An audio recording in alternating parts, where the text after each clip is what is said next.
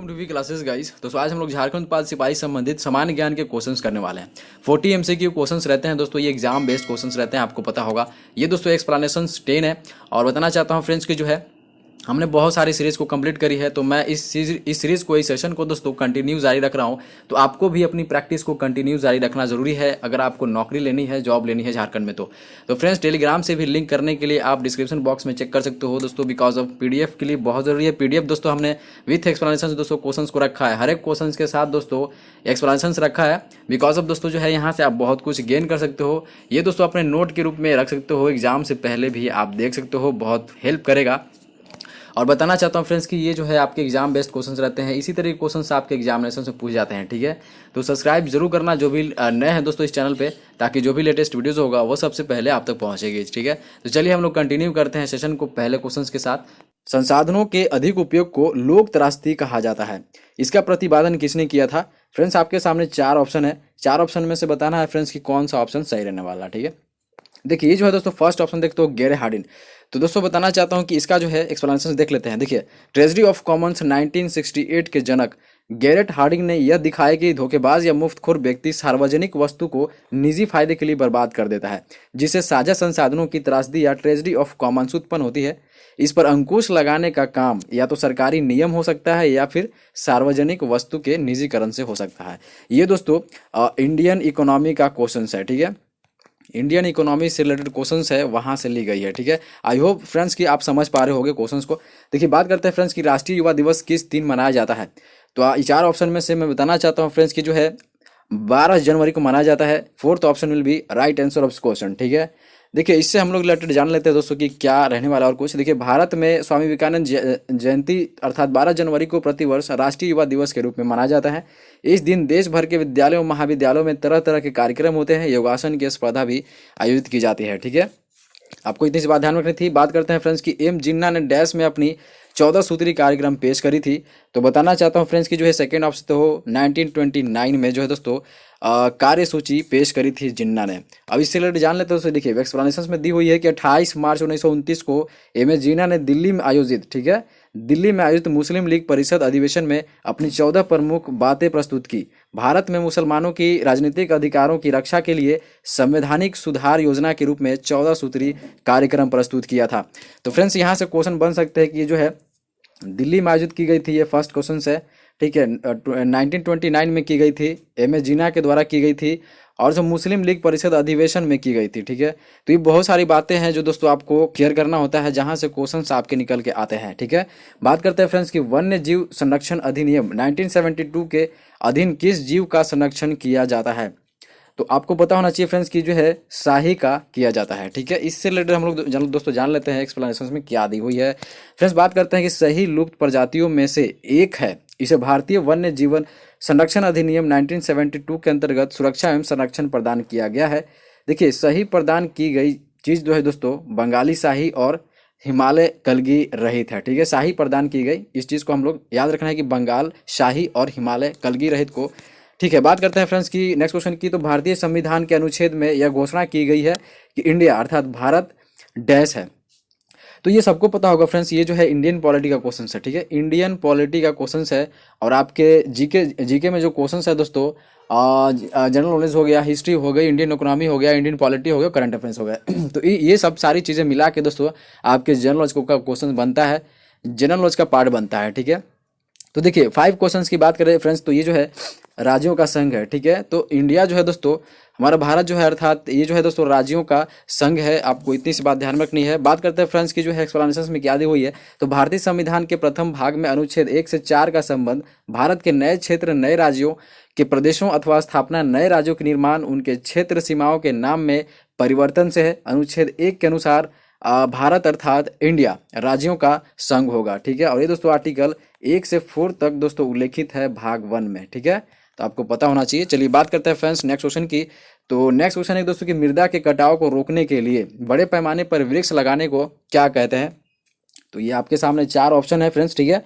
तो देखिए आपको पता होना चाहिए। और ये जो है दोस्तों वनीकरण है। देखिए मैं थोड़ी सी दोस्तों बीच में गैप ले रहा हूँ क्वेश्चंस पढ़ने के बाद, ताकि दोस्तों आंसर आप पढ़ के खुद से भी सोच सकते हो, ठीक है।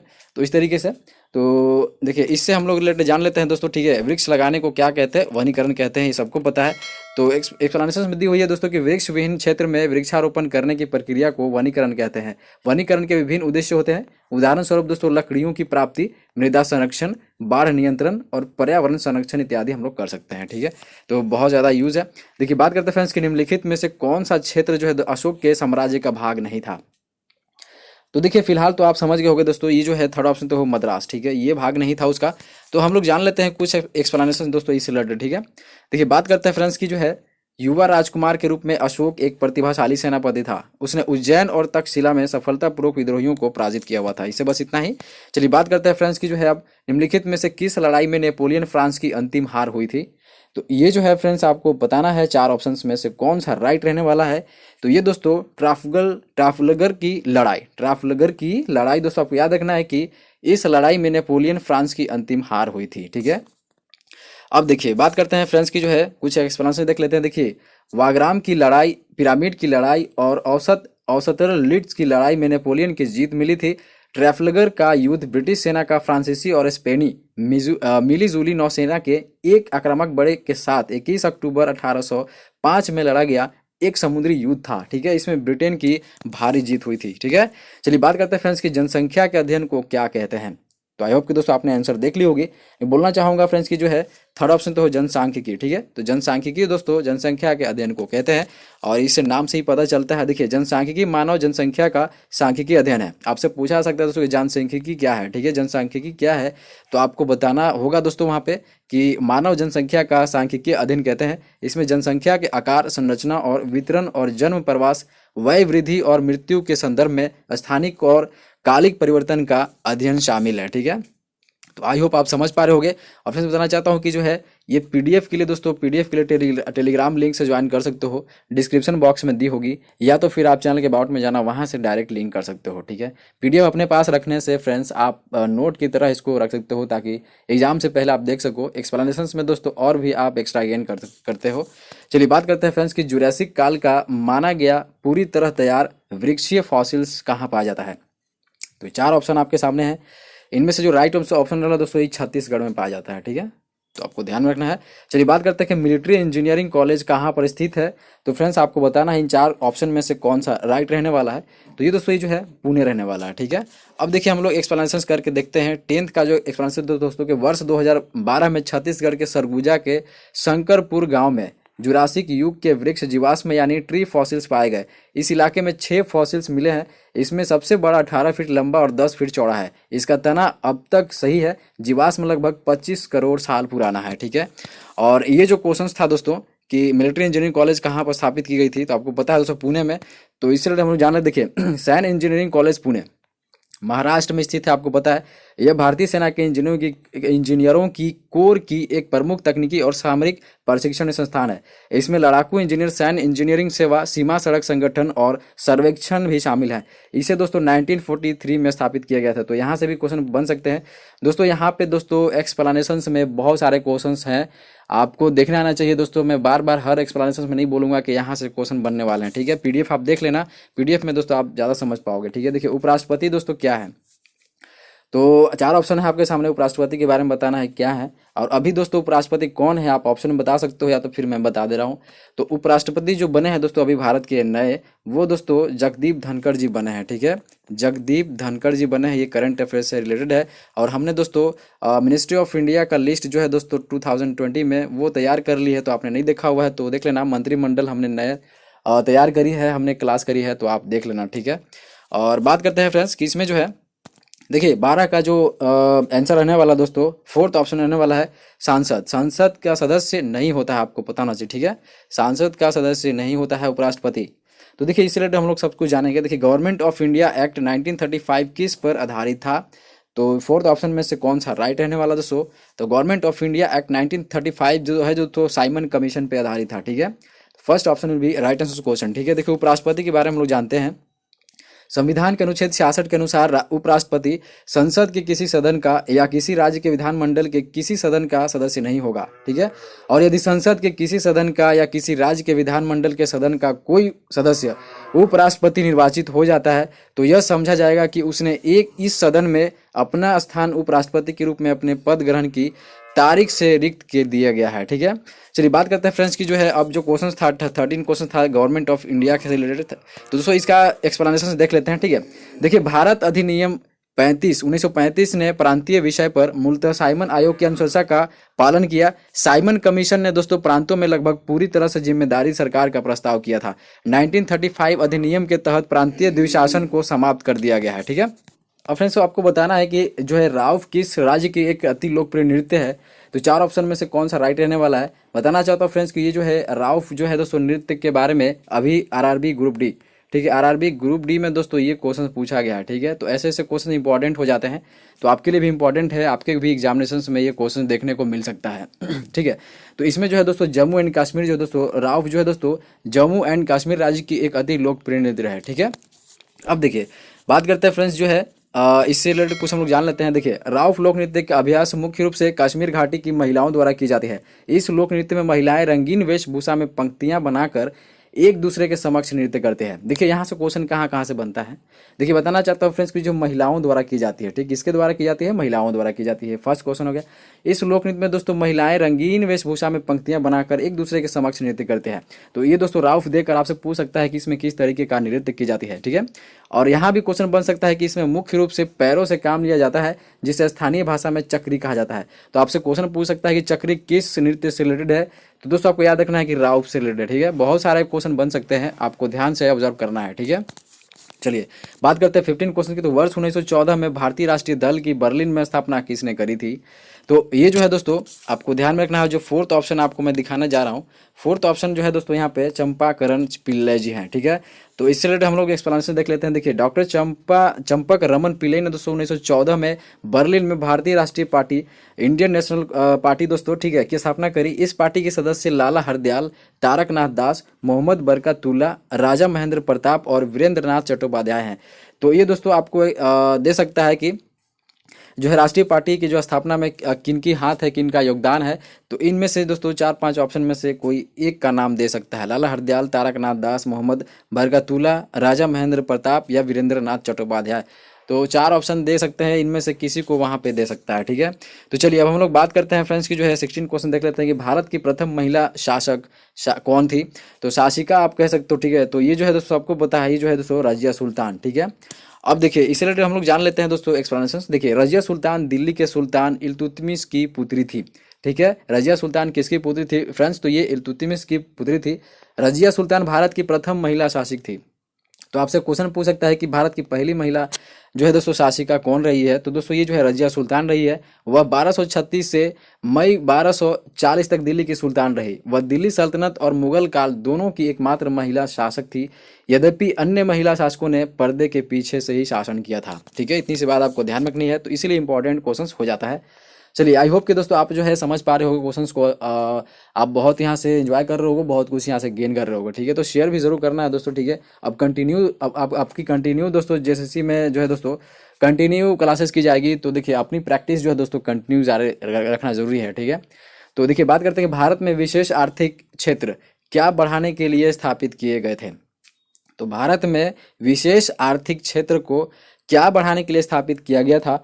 तो फ्रेंड्स आपको बताना चाहता हूं कि ये जो है सेकंड ऑप्शन विदेशी निवेश। ठीक है, तो फॉरेन इन्वेस्टमेंट बहुत ज़रूरी है। ठीक है दोस्तों, फॉरेन इन्वेस्टमेंट बहुत ज़रूरी है बिकॉज ऑफ दोस्तों जो है यहाँ पे डेवलपमेंट, यहाँ इंफ्रास्ट्रक्चर जितनी भी डेवलपमेंट होनी चाहिए इंडिया में या किसी भी कंट्री में, तो दोस्तों वहाँ पे इन्वेस्टमेंट होनी चाहिए, फॉरेन डायरेक्ट इन्वेस्टमेंट होनी चाहिए, ताकि दोस्तों यहाँ पे इंप्रूवमेंट हो सकते हैं।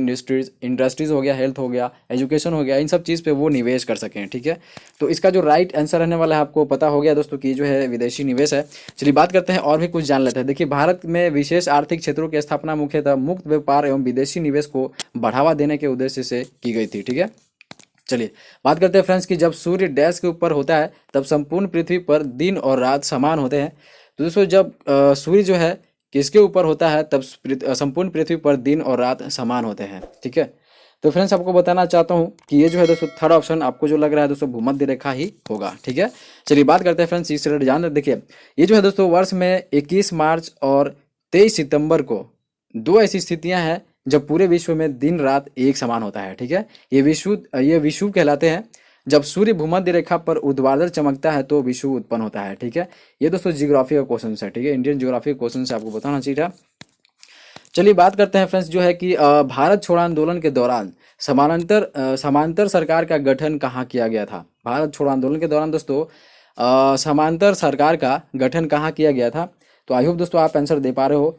तो ये फोर्थ ऑप्शन तो बलिया में। ठीक है तो Ballia is the right answer उस क्वेश्चन। देखिए बात करते हैं भारत छोड़ो आंदोलन के द्वारा पश्चिम में सतारा और पूर्व में मेदिनीपुर जैसे कई जिलों में स्वतंत्र सरकार की स्थापना उत्तर प्रदेश के बलिया में किया गया था, जिसका नेतृत्व दोस्तों चित्तू पांडे ने किया हुआ था। तो आपसे पूछ सकता है इस आंदोलन का नेतृत्व करता कौन थे, तो ये चित्तू पांडे थे। ठीक है चलिए बात करते हैं नेक्स्ट क्वेश्चन की।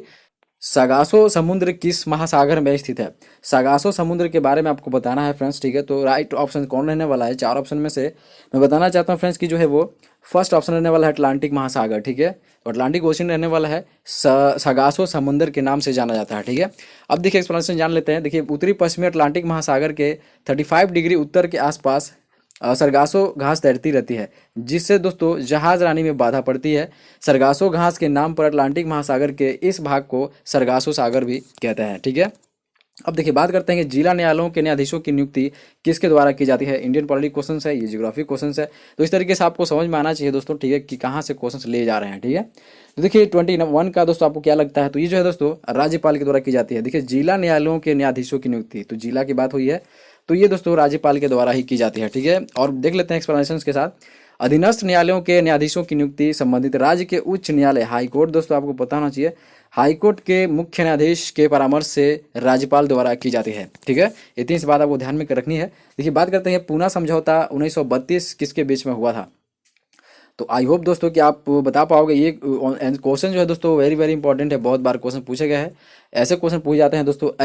ऐसे ही जो है दोस्तों आपके एग्जामिनेशंस में जो है क्वेश्चंस का जो लेवल है, पैटर्न है दोस्तों, इस तरीके से रहते हैं। आपको इस तरीके के क्वेश्चंस वहाँ देखने को जरूर मिलते हैं। ठीक है, तो देखिए 22 का जो सेकंड ऑप्शन देख सकते हो, गांधी और अम्बेडकर द्वारा दोस्तों पूना समझौता हुआ था। तो अब चलिए बात करते हैं एक्सप्लेनेशन के साथ, देख लेते हैं। देखिए स्वतंत्रता पूर्व डॉक्टर अम्बेडकर की सलाह पर अंग्रेज प्रधानमंत्री रैमजले मैकडॉनल्ड ने 17 अगस्त 1932 में कम्युनल अवार्ड के अंतर्गत दलितों को दोहरे वोट का अधिकार दिया था। गांधी जी इस प्रस्ताव के विरुद्ध थे। उन्होंने यह तर्क दिया कि इससे हरिजन हिंदुओं से अलग हो जाएंगे।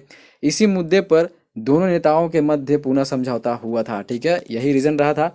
चलिए बात करते हैं फ्रेंड्स की जो है नेक्स्ट क्वेश्चन, प्रथम विश्व युद्ध में जापान किसकी ओर से लड़ा था। ये इंपॉर्टेंट है, तो वर्ल्ड वार से भी क्वेश्चन पूछ जाते हैं, आपको पता होना चाहिए। ठीक है, तो 1914 में हुआ था वर्ल्ड वार, आपको पता होना चाहिए। ठीक है, और 19 तक चला था। देखिए बात करते हैं फ्रेंड्स कि इसका जो राइट ऑप्शन आप बता सकते हो कौन सा रहने वाला है। ठीक है, तो ये दोस्तों जर्मनी के खिलाफ यूनाइटेड किंगडम के साथ था। ठीक है, तो प्रथम विश्व युद्ध में जापान जो है था दोस्तों, वो जर्मनी के खिलाफ यूनाइटेड किंगडम यूके के साथ ये व्यवस्थित था। ठीक है, देखिए और कुछ हम लोग जान लेते हैं। देखिए प्रथम विश्व युद्ध में रूस, फ्रांस और ब्रिटेन एक दल थे। ठीक है, रूस, ब्रिटेन और फ्रांस एक दल थे, और जर्मनी जो था दोस्तों, जर्मनी जो था वो दूसरी दल में था। ठीक है, जर्मनी क्या था दोस्तों, दूसरी दल में था। और बताना चाहता हूँ फ्रेंड्स कि जो है अगस्त 1914 में जापान, ब्रिटेन आदि की ओर से और कुछ समय बाद टर्की, जर्मनी की ओर से युद्ध में शामिल था। ठीक है, तो देखिए जापान जो है दोस्तों ब्रिटेन आदि की ओर से लड़ा, और कुछ समय बाद दोस्तों टर्की, जर्मनी की ओर से युद्ध में शामिल हुआ। ठीक है, तो वर्ल्ड वार फर्स्ट जो है दोस्तों, वर्ल्ड वार फर्स्ट एक्सप्लेनेशन करूंगा, मतलब वर्ल्ड वार फर्स्ट पे दोस्तों एक वीडियोस बनाऊंगा, उस पर देख लेना, बहुत अच्छे तरीके से क्लियर करूंगा। ठीक है, चलिए बात करते हैं फ्रेंड्स की 24 क्वेश्चन की। तो योजना आयोग की स्थापना किस वर्ष की गई थी। तो योजना आयोग कब करी गई थी, आई होप दोस्तों आप आंसर दे पा रहे होंगे। बताना चाहता हूँ फ्रेंड्स की जो है 1950 में करी गई थी। तो ठीक है, तो योजना आयोग की स्थापना 1950 में करी गई थी। और आपको बताना है फ्रेंड्स की जो है योजना आयोग को आयोग का नाम बदलकर क्या किया गया था और कब किया गया था। ठीक है, तो दोस्तों योजना आयोग का नाम बदलकर दोस्तों नीति आयोग किया गया था, नीति आयोग की गई थी। और दोस्तों ये जो है 2015 में करी गई थी। और इसके जो हेड होते हैं, चेयरमैन जो होते हैं दोस्तों, अक्सर हमेशा से पीएम होते हैं, प्रधानमंत्री होते हैं। ठीक है, देखिए अब देखिए और भी जान लेते हैं। देखिए राजनीति और नीतियों से व्युत्पन्न शब्द इंद्रधनुषी गठबंधन शब्द किसने दिया था। तो इसका जो राइट आंसर रहने वाला है दोस्तों, ये दोस्तों सेकंड ऑप्शन तो बराक ओबामा। ठीक है, इंद्रधनुष गठबंधन आपको याद रखना है, बराक ओबामा। ठीक है, तो इस चीज से रिलेटेड करना है। देखिए हम लोग और भी एक्सप्लेनेशन देख लेते हैं। 24 जो था दोस्तों, स्वतंत्रता के बाद भारत ने योजना बनाने का एक औपचारिक मॉडल अपनाया था, और इसके तहत योजना आयोग जो सीधे भारत के प्रधानमंत्री को रिपोर्ट करता है। इसका गठन दोस्तों 15 मार्च 1950 को प्रधानमंत्री जवाहरलाल नेहरू की अध्यक्षता में की गई थी। भारत का योजना आयोग भारत सरकार की एक संस्था है जिसका प्रमुख कार्य पंचवर्षीय योजनाएं चलाती है, बनाती है। ठीक है, तो पंचवर्षीय योजनाएं दोस्तों अब बंद हो गई है। और तो बस इतना ऐसा ही। और दोस्तों बताना चाहता हूँ कि जो है एक्सप्लेनेशन खत्म हो गई। और बात करते हैं फ्रेंड्स की 25 क्वेश्चन में देखते हो इसका जो है इंद्रधनुषी गठबंधन जो है दोस्तों, इससे रिलेटेड हम लोग जान लेते। देखिए, इंद्रधनुषी गठबंधन का संबंध अमेरिकी राष्ट्रपति बराक ओबामा से है। इस शब्द का आशय महिलाओं, रंगीन अल्पसंख्यक जो अफ्रीकी अमेरिकी एशियाई होते हैं और युवा सफेद पेशेवर के उस समूह से है जिसने ओबामा को लगातार दूसरी बार अमेरिका का राष्ट्रपति बना दिया था। ठीक है, तो ये दोस्तों it's not important for you. देखिए, बात करते हैं फ्रेंड्स की वातावरण की वह परत जो रेडियो तरंगों को परावर्तित करती है वो कौन सी है। ठीक है, तो आई होप कि दोस्तों आप ऑप्शन आंसर दे पा रहे होंगे। ठीक है, तो ये दोस्तों ये जो है इसका जो राइट आंसर है दोस्तों फर्स्ट ऑप्शन है आयनमंडल। ठीक है, तो आयनमंडल रहना तो वातावरण की वह परत जो रेडियो तरंगे, रेडियो वेव्स कहाँ पे चलती है दोस्तों, तो ये आयनमंडल में क्वेश्चन में पूछे जाते हैं कि रेडियो वेव्स कहाँ पे चलती हैं, तो ये आयनमंडल में होती हैं। ठीक है, चलिए एक्सप्लेनेशन हम लोग देख लेते हैं पहले। ठीक है, एक्सप्लेनेशन की ओर बढ़ते हैं। और देखिए यहाँ पे जो है दोस्तों पृथ्वी से लगभग 80 किलोमीटर के बाद संपूर्ण वायुमंडल आयनमंडल कहलाता है। पृथ्वी से प्रेषित रेडियो तरंगे इसी मंडल से परिवर्तित होकर पुनः अर्थ पर वापस लौट आती हैं, जिसका इस्तेमाल दूर संचार में किया जाता है। ठीक है, अब देखिए बात करते हैं फ्रेंड्स की जो इंपॉर्टेंट क्वेश्चन है कि मौलिक अधिकारों पर यथोचित प्रतिबंध कौन लगा सकता है।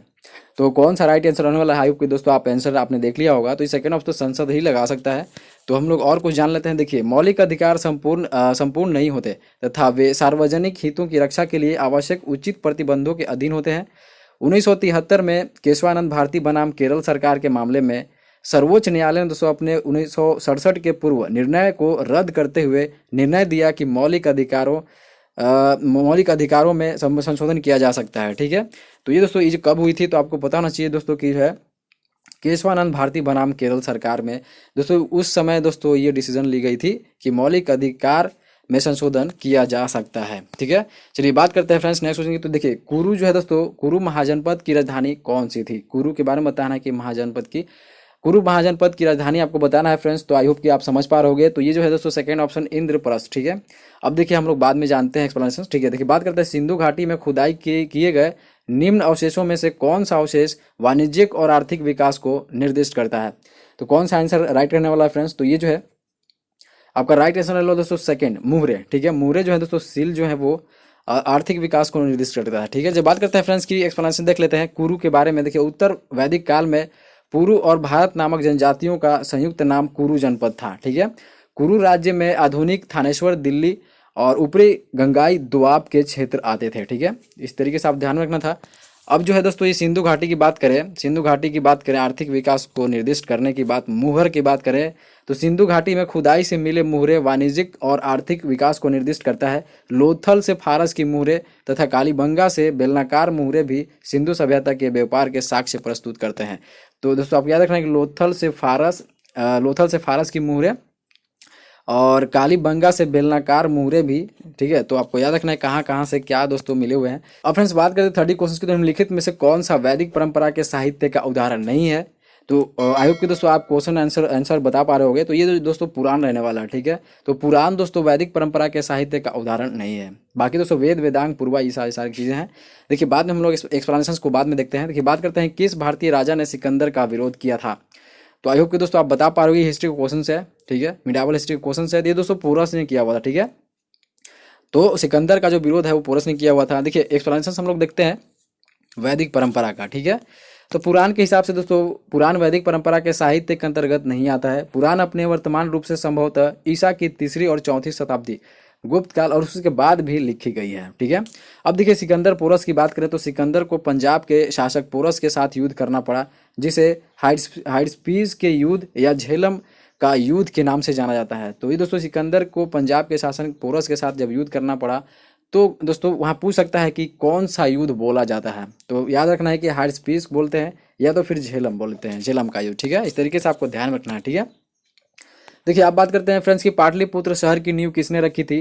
तो आई होप दोस्तों आप आंसर बता पा रहे होगे।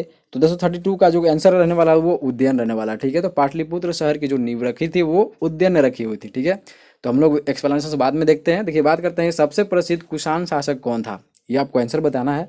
तो देखिए बताना चाहता हूँ फ्रेंड्स कि जो है इसमें राइट आंसर आप समझ पा रहे होगे, कनिष्क रहने वाला है। ठीक है, देखिए मैं थोड़ा थोड़ा लेट कर रहा हूँ दोस्तों, क्वेश्चन पढ़ने के बाद आंसर को पढ़ने में थोड़ा मैं लेट कर रहा हूँ, ताकि आप समझ पाओ, खुद से आंसर आप दे सको। ठीक है, तो देखिए हम लोग दोस्तों जो है पाटलिपुत्र शहर की नींव किसने रखी, तो उदयन। हम लोग देख लेते हैं एक्सप्लेनेशन। ठीक है, बात करते हैं कि बौद्ध ग्रंथ महावंश के अनुसार अजातशत्रु के उत्तराधिकारी उदयन भद्र, जो इसको उदयन बोलते हैं दोस्तों, इसने पाटलिपुत्र की स्थापना करी थी। ठीक है, तो क्वेश्चन आपसे पूछ रहे थे कि पाटलिपुत्र की स्थापना किसने करी, तो उदयन भद्र, आपको याद रखना है। ठीक है, अब देखिए कुषाण वंश से देख लेते हैं कि कुषाण वंश के संस्थापक कुजुल फर्फीसेस था। इस वंश के सबसे प्रतापी राजा कनिष्क था। ठीक है, इसकी राजधानी दोस्तों पुरुषपुर या पेशावर थी। कुषाणों की द्वितीय राजधानी माथुर थी। ठीक है, तो राजधानी भी पूछते हैं, आपको ध्यान रखना है। चलिए बात करते हैं 34 क्वेश्चंस की। तो इंपॉर्टेंट क्वेश्चन है, पानीपत की पहली लड़ाई किन दो शासकों के बीच हुई थी, तो ये सबको पता है। ये इंपॉर्टेंट क्वेश्चन है और ये रिपीटेड क्वेश्चन है, बार बार किसी ना किसी एग्जाम में ये दोस्तों ये क्वेश्चन जो है वो पूछे जाते हैं। तो आई होप कि आपने आंसर दे दिया होगा। तो सेकंड ऑप्शन देखते हो, बाबर और इब्राहिम लोदी के बीच में लड़ी गई थी। इससे रिलेटेड हम लोग कुछ और जान लेते हैं। देखिए पानीपत की पहली लड़ाई 21 अप्रैल 1526 ईस्वी को बाबर और इब्राहिम लोदी के बीच हुआ था। इसमें दोस्तों इब्राहिम लोदी की पराजय होती है तथा भारत में मुगल साम्राज्य की नींव रखी जाती है। तो इसी लड़ाई के बाद दोस्तों मुगल अंपायर जो है दोस्तों मुगल साम्राज्य की नींव पड़ती है। ठीक है, तो आपको इतनी सी बात ध्यान रखनी है। चलिए बात करते हैं फ्रेंड्स की जो है गदर पार्टी की स्थापना कब और कहाँ हुई थी। ये इंपॉर्टेंट क्वेश्चन है ये भी। ठीक है, तो आई होप कि आप बता पा रहे होगे आंसर। तो इसका जो है दोस्तों अमेरिका 1913 में। तो गदर पार्टी की जो स्थापना है दोस्तों अमेरिका में हुई थी 1913 में दोस्तों, आपको इतनी सी बात ध्यान रखनी। चलिए बात करते हैं हम लोग बाद में देखते हैं एक्सप्लेनेशन इससे। गांधी जी के विदेशी सामानों के बहिष्कार के आंदोलन का उद्देश्य क्या था, तो ये सबको पता होना चाहिए। और इसका जो राइट आंसर है दोस्तों ये लघु उद्यमों का प्रोत्साहन करना, ये दोस्तों आंदोलन का उद्देश्य रखा गया था। चलिए हम लोग बात करते हैं एक्सप्लेनेशन को। देखिए जो है नवंबर 1913 में सोहेन सिंह भाकना ने हिंद एसोसिएशन ऑफ अमेरिका को स्थापना की। इस संस्था के कालांतर में अंग्रेजी, उर्दू, मराठी और पंजाबी में एक साथ गदर या हिंदुस्तान गदर 1857 के विद्रोह की स्मृति में इसके नामक दोस्तों साप्ताहिक पत्रिका का प्रकाशन किया। गदर पत्रिका के नाम पर ही हिंद एसोसिएशन ऑफ अमेरिका का नाम गदर आंदोलन पड़ गया था। ठीक है, तो किसके नाम पे पड़ा था गदर आंदोलन की बात कभी पूछ सकता है क्वेश्चन में, तो आपको याद रखना दोस्तों हिंद एसोसिएशन ऑफ अमेरिका। ठीक है, अब देखिए जो क्वेश्चन था दोस्तों गांधी जी के विदेशों सामानों का बहिष्कार के आंदोलन में उद्देश्य क्या था, तो आपको पता होना चाहिए लघु उद्यमों का प्रोत्साहन। तो इसमें ऑप्शन देख लेते हैं दोस्तों एक्सप्लेनेशन। सहयोग आंदोलन 1920 से 22 के दौरान कई कार्यक्रमों के अलावे विदेशी वस्तुओं का बहिष्कार तथा इनके स्थान पर खादी के उपयोग को बढ़ावा देने के लिए चरखा को भी प्रोत्साहन किया गया था। गांधी जी द्वारा विदेशी सामानों के बहिष्कार का मुख्य उद्देश्य देश के मृत प्राय लघु उद्योगों को प्रोत्साहन करना था। ठीक है, बताना चाहता हूँ फ्रेंड्स कि जेएसएससी दोस्तों बहुत जल्द एग्जामिनेशन लेने वाली है, सारे एग्जामिनेशन दोस्तों बहुत जल्द लेने वाली है। तो आप अपनी प्रैक्टिस को जरूर जारी रखना। ठीक है, और बात है दोस्तों कि जो है डेली आप क्वेश्चंस को देखोगे तो आप अपनी एग्जामिनेशन में जब भी बैठोगे वहाँ दोस्तों वास्ट नहीं लगेगा, आप दोस्तों अच्छे तरीके से क्वेश्चंस को कर पाओगे। ठीक है, तो आपको प्रैक्टिस डेली कंटिन्यू जारी रखना जरूरी है, ताकि दोस्तों आपको कोई भी दिक्कत ना हो आगे के एग्जामिनेशन में। ठीक है, तो मेरे साथ कंटिन्यू बनाए रखेंगे। ठीक है, चलिए बात करते हैं फ्रेंड्स की जो है निम्न में से कौन सा नेता कांग्रेस के उग्रवादी दल से संबंधित था, एक्सट्रीमिस्ट विंग से। ठीक है, तो आपको पता चल गया होगा दोस्तों। देखिए ये जो है दादा भाई नौरोजी नरम दल के थे, एस.एन. बनर्जी दोस्तों ये भी नरम दल के थे, जी.के. गोखले भी दोस्तों ये नरम दल के नेता थे। ठीक है, लेकिन अरबिंदो घोष, ठीक है, लाल बाल पाल आपने सुना होगा, और अरबिंदो घोष ये जो थे दोस्तों वो गरम दल के नेता थे। ठीक है, तो हम लोग व्याख्या को बाद में जानेंगे। देखिए दूसरी गोलमेज सम्मेलन मेज कॉन्फ्रेंस में भारतीय राष्ट्रीय कांग्रेस का प्रतिनिधित्व किसने किया हुआ था, तो दोस्तों ये क्वेश्चन पूछ जाते हैं, बहुत बार पूछ जाते हैं कि महात्मा गांधी ने दोस्तों कौन से गोलमेज सम्मेलन में दोस्तों पार्टिसिपेट किया हुआ था, तो दूसरी गोलमेज सम्मेलन। ठीक है, तो आपको पता चल गया होगा दोस्तों एम के गांधी राइट आंसर रहने वाले हैं। ठीक है, अब देखिए बात करते हैं कि गरम दल के नेता के बारे में जानते हैं। देखिए गरम विचारधारा के मुख्य कांग्रेसी नेता बिपिन चंद्र पाल, बाल गंगाधर तिलक एवं लाल लाजपत राय तथा अरबिंदो घोष थे। ठीक है, ये दोस्तों गरम दल के नेता रहने वाले हैं। ठीक है, अब देखिए इससे रिलेटेड दोस्तों दूसरी गोलमेज कॉन्फ्रेंस में भारतीय राष्ट्रीय कांग्रेस का प्रतिनिधित्व दोस्तों महात्मा गांधी ने किया था। यह सम्मेलन दोस्तों 7 सितंबर 1931 को शुरू हुआ था। ठीक है, इतनी सी बात आपको ध्यान रखनी है। बात करते हैं फ्रेंड्स की जो है निम्न में से कौन सी देशांतर रेखा भारतीय मानक समय को निर्धारित करती है, तो ऐसे क्वेश्चन पूछ जाते हैं, आपको पता होना चाहिए, ज्योग्राफी क्वेश्चन है।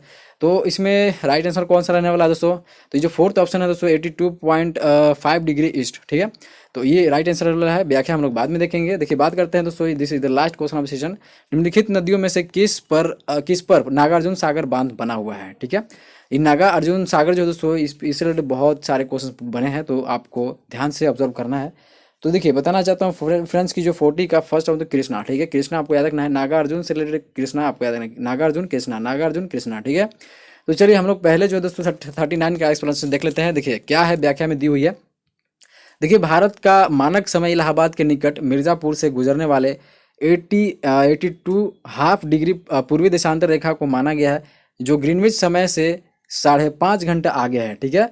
82 हाफ डिग्री पूर्वी देशांतर 5 राज्यों, जो कौन कौन है, सो उत्तर प्रदेश, मध्य प्रदेश, छत्तीसगढ़, उड़ीसा और आंध्र प्रदेश से होकर गुजरती है, ठीक है। तो ये पूछे जाते हैं क्वेश्चंस बार बार, ठीक है। मिर्जापुर जो है सो इलाहाबाद से होकर गुजरती है। और देखिए इसका जो है नागार्जुन सागर बांध की बात करें तो प्रायद्वीपीय भारत की महत्वपूर्ण परियोजना है, ठीक है। यह परियोजना कृष्ण नदी पर कार्यान्वित की गई है। इस परियोजना का लक्ष्य दोस्तों बाढ़ तथा सूखे को रोकना, बाढ़ तथा, ये बाढ़ नहीं है, बाढ़ है, ठीक है, बाढ़ तथा सूखे को रोकना, जल विद्युत पैदा करना, आंतरिक क्षेत्रों में जल परिवहन का विकास करना, मत्स्य पालन, उद्योग धंधों तथा पर्यटन को विकसित करना है, ठीक है। तो ये दोस्तों आई होप कि दोस्तों आपने जो है इस सेशन को बहुत एंजॉय किया होगा, यहाँ से बहुत कुछ गेन करने की कोशिश करी होगी। बताना चाहता हूँ फ्रेंड्स की जो है ये सेशन बहुत आपको अच्छा लगा होगा दोस्तों, तो आप शेयर कर सकते हो इस सेशन को, ठीक है। और टेलीग्राम के PDF के लिए दोस्तों टेलीग्राम लिंक ज्वाइन कर सकते हो। टेलीग्राम लिंक दोस्तों आपको जो है वो डिस्क्रिप्शन बॉक्स में दी होगी, या तो फिर चैनल के अबाउट से लिंक कर सकते हो मेरे साथ, ठीक है। वहाँ पे दोस्तों day by day informations videos और न्यू इन्फॉर्मेशंस वीडियोस और जितने भी वैकेंसीज आते हैं, सिलेबस आते हैं, जो सो बहुत सारी चीज़ हम लोग वहाँ पे डिस्कस करते हैं। टेलीग्राम पे बहुत कुछ डाला जाता है, तो आप मेरे साथ कनेक्टिविटी बना सकते हैं। और यहाँ पे दोस्तों JSSC हो, रेलवेज हो, SSC हो, दोस्तों बहुत सारे कम्पिटिटिव एग्जाम्स की तैयारी की जाती है। तो आप अगर उसकी भी तैयारी करते हो, किसी भी कम्पिटिटिव एग्जाम्स की तैयारी करते हो, तो आप मेरे साथ कनेक्टिविटी बना सकते हो। तो चलिए हम लोग मिलते हैं दोस्तों नेक्स्ट वीडियोज़ में, तब तक के लिए धन्यवाद।